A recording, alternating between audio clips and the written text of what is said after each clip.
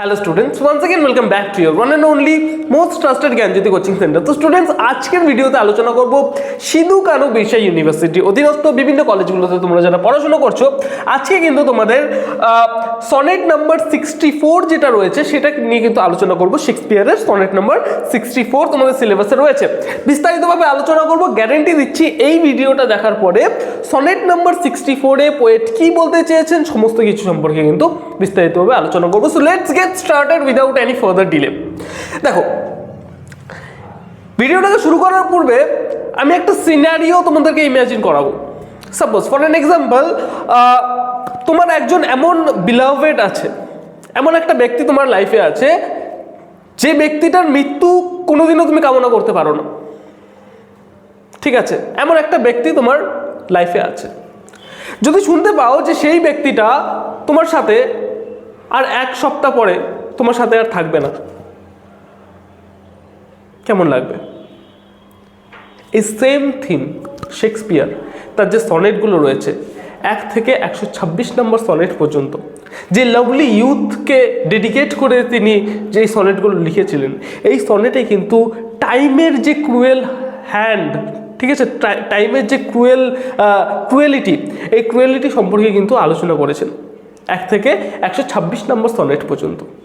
বিস্তারিতভাবে আলোচনা করবো এটা নিয়ে। ঠিক আছে, কি বলেছে দেখো, when I have seen by time's fell hand defaced the rich proud cost of out unburied age।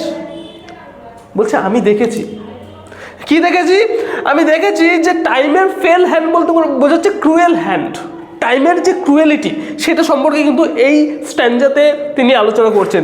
আমি দেখেছি কিভাবে টাইমের ক্রুয়েল হ্যান্ড মানুষের তৈরি করা রিচ প্রাউড কস্ট, এত এত ভালো বড় বড় মানুষের তৈরি করা ইমারত, সমস্ত কিছু যেটার উপরে মানুষ প্রাউড ফিল করে, সেটাও কিন্তু একটা সময় এই যে টাইমের ক্রুয়েলিটির সাথে কিন্তু এগুলো কিন্তু ডিস্ট্রয় হয়ে যায়। তোমরা দেখো বিভিন্ন স্থিতিস্তম্ভগুলো তোমরা দেখো, সেখানে মানে টাইমের সাথে সাথে কিন্তু সেগুলো নষ্ট হয়ে গেছে। ঠিক আছে, এমন বাড়ি তোমরা দেখেছো অনেক, যেগুলো হচ্ছে আজ থেকে 50 বছর 60 বছর 70 বছর 100 বছর আগে তৈরি করা, সেটা কিন্তু এখন আর সেই অবস্থায় নেই, ভাঙাচোরা অবস্থায় হয়ে আছে। তার মানে টাইমের যে ক্রুয়েল হ্যান্ড, সেটা কিন্তু প্রত্যেকটা জিনিস যেটা মানুষ তৈরি করে সেটা কিন্তু ধ্বংসপ্রাপ্ত হয় টাইমের দ্বারা। টাইম কিন্তু কাউকে ছাড়ে না।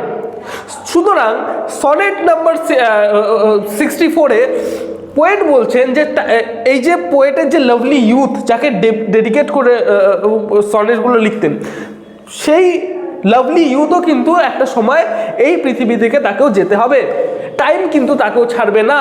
এই যে বিলাপ, এই বিলাপের জন্য কিন্তু তিনি সনেটগুলো লিখতেন।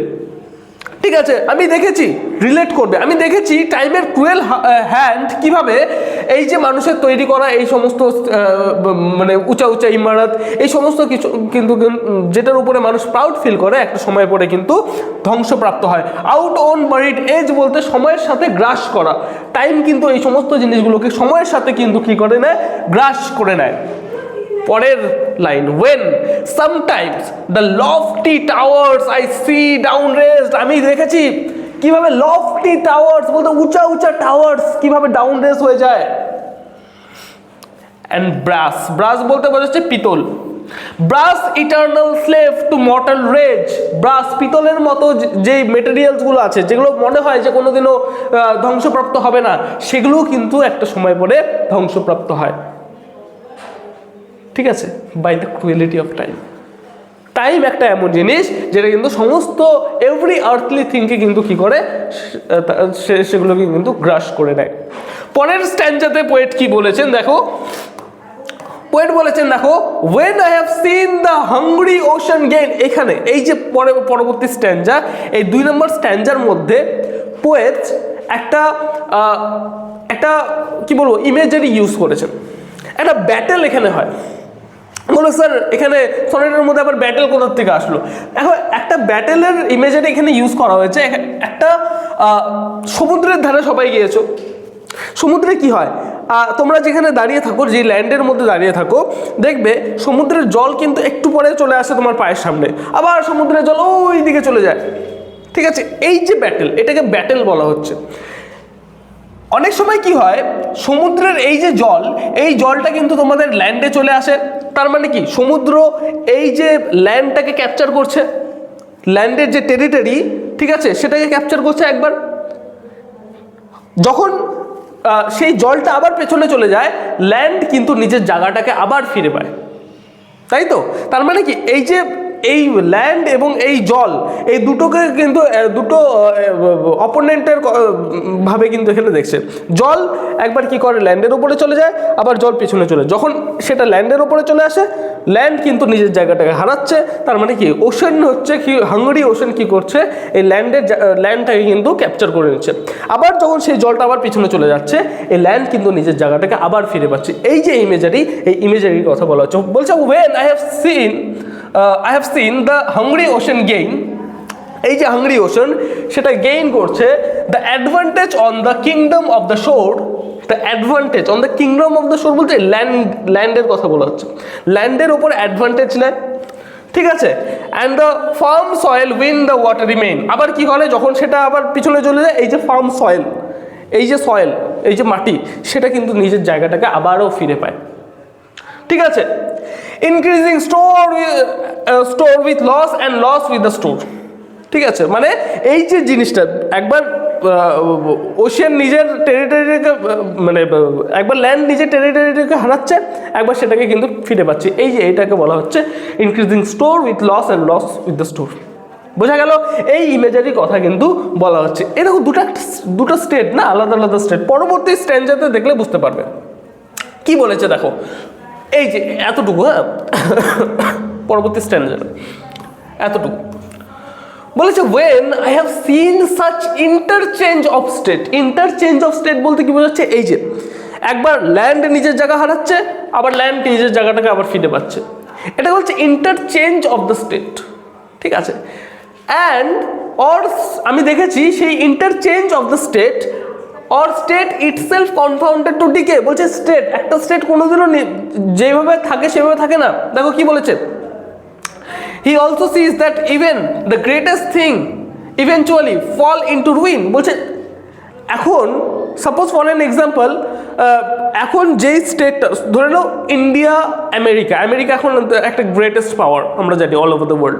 কিন্তু টাইমের সাথে সাথে সে কি গ্রেটেস্ট পাওয়ার থাকবে না। আমরা জানি মিস ইন্ডিয়া হয়, মিস্টার ইন্ডিয়া হয়, মানে সুন্দর, সব থেকে সুন্দর যে হিরোইন থাকে তাকে মিস ইন্ডিয়া করা হয়। সে কি সারা জীবন মিস ইন্ডিয়া থাকে না।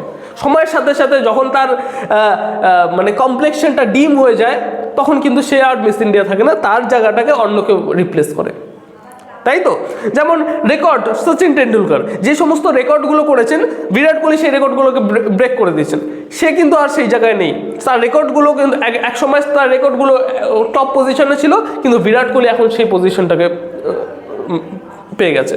তো এই যে স্টেট, এই স্টেটগুলোও কিন্তু ডিকে হতে থাকে, ঠিক আছে। এই স্টেটও এক জায়গায় থাকে না, ঠিক আছে। প্রত্যেকটা জিনিসের কিন্তু ডিকে হয়। আমার এখন সাপোজ ফর অ্যান এক্সাম্পল, একটা ছেলের বয়স হচ্ছে 20-22 বছর, তার মধ্যে যে স্ট্রেংথটা থাকবে, সেই এনার্জিটা যে থাকবে, সে যখনই আবার 30 বছরে হয়ে যাবে, 35, 36, 40 বছরে হয়ে যাবে, সেই স্ট্রেংথটা কিন্তু তার মধ্যে থাকবে না, তাই তো? তার যে স্টেট, সেই স্টেটটাও কিন্তু ডিকে হতে থাকে, সময়ের সাথে সাথে পরিবর্তন হতে থাকে। আমি বলবো, ঠিক আছে। বলছে ruin hath taught me thus to ruminate. Ruin hath বলতে বলছে হ্যাজ, এটা, হ্যাঁ, হাত, HATH, হাতকে বলা হচ্ছে has.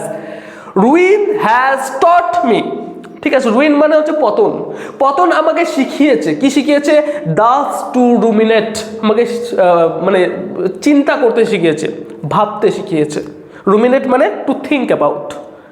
Ruin has taught me thus to ruminate, আমাকে পতন আমাকে শিখিয়েছে কিভাবে ভাবতে হয়, ঠিক আছে। কি ভাবতে হয়? That time will come and take my love away. Very very very important একটা লাইন, কোটেশন করে কিন্তু পরীক্ষায় এই লাইনটা তুলে কিন্তু পরীক্ষায় কোয়েশ্চেন কিন্তু করে। বলছে that time will come and take my love away. এই যে পতন আমাকে শিখিয়েছে চিন্তা করতে, ভাবতে, কি ভাবতে? যে টাইম আসবে এবং আমার যে আমার লাভকে নিয়ে চলে যাবে। আমি বলেছিলাম সনেট নাম্বার 1 থেকে 126 পর্যন্ত সনেট যেগুলো রয়েছে, এই সনেটগুলো কিন্তু শেক্সপিয়ার তার যে লাভলি ইউথ সেই লাভলি ইউথকে ডেডিকেট করে লিখেছেন।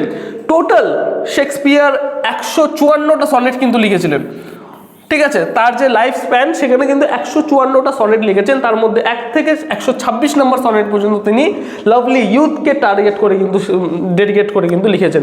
বাকিগুলো কিন্তু একটা ডার্ক লেডিকে ডেডিকেট করে কিন্তু লেখা হয়েছিল। বোঝা গেল? তো বলেছে যে টাইম আসবে এবং আমার লাভকে নিয়ে চলে যাবে আমার থেকে, ঠিক আছে। পতন আমাকে এটা শিখিয়েছে, এটা চিন্তা করতে শিখিয়েছে, ঠিক আছে, এটা ভাবতে শিখিয়েছে, ঠিক আছে।